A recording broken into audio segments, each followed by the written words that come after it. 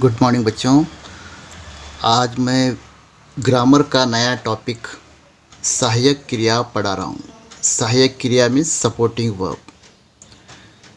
For example, मैं खेलने चला।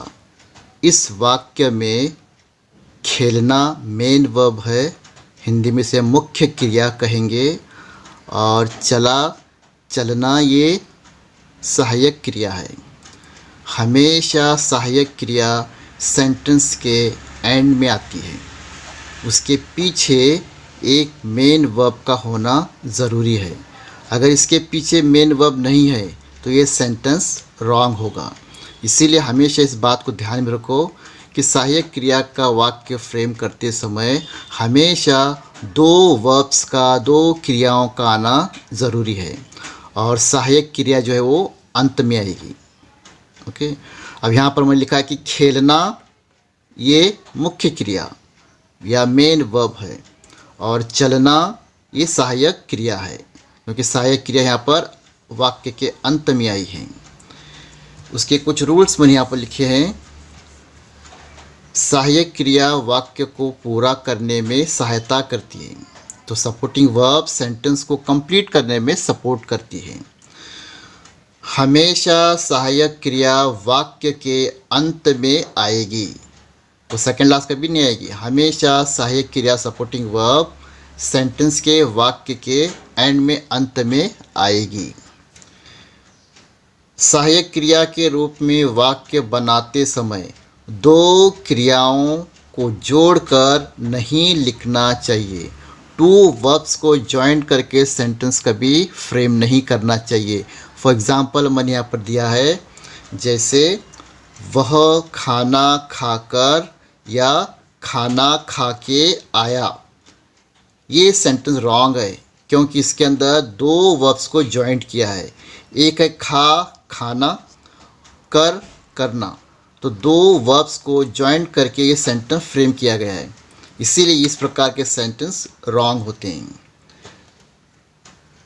वाक्य में भाववाचक संज्ञा नहीं आना चाहिए। सहायक क्रिया सेंटेंस फ्रेम करते समय उस सेंटेंस में भाववाचक संज्ञा मीन्स एब्स्ट्रैक्ट नाउन नहीं आना चाहिए। फॉर एग्ज़ाम्पल, तुम पढ़ाई करो।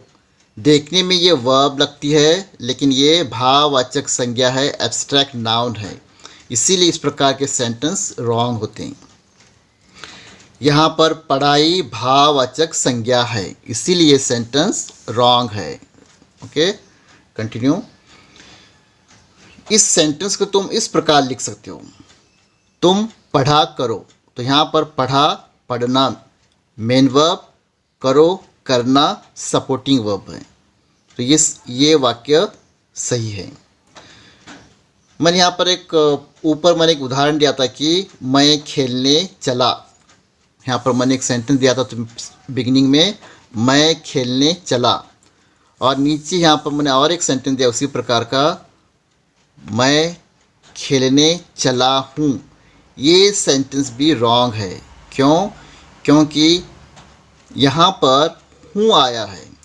सेंटेंस अगर तुम है, हैं, हूँ से ख़त्म करते हो तो ये भी वर्ब है, ये होना सपोर्टिंग वर्ब हो जाएगा।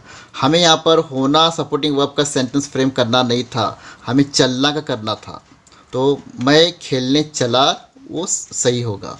इसीलिए अंत में है, हूँ या है इस प्रकार वाक्य में नहीं आना चाहिए। अगर वो आता है तो वो रॉन्ग है। ये सेंटेंस कब सही हो सकता है? जब हमें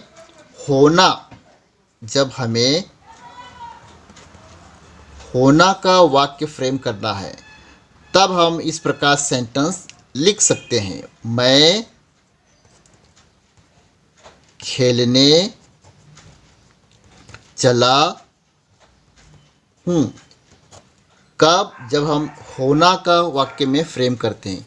तो यहाँ पर ये होना हो गया, इसके पीछे ये एक वर्ब है, मेन वर्ब, और एक वर्ब है, मतलब ये main verb number 1, main verb number 2, और ये है सपोर्टिंग वर्ब सहायक क्रिया कि जिसका मेन फॉर्म आता है होना। उम्मीद करता हूँ ये बातें समझ में आ गई होगी। तो सेंटेंस फ्रेम करते समय इसमें गड़बड़ करना मत। पिछले साल तुमने इस प्रकार का ये टॉपिक पढ़ा था, दोबारा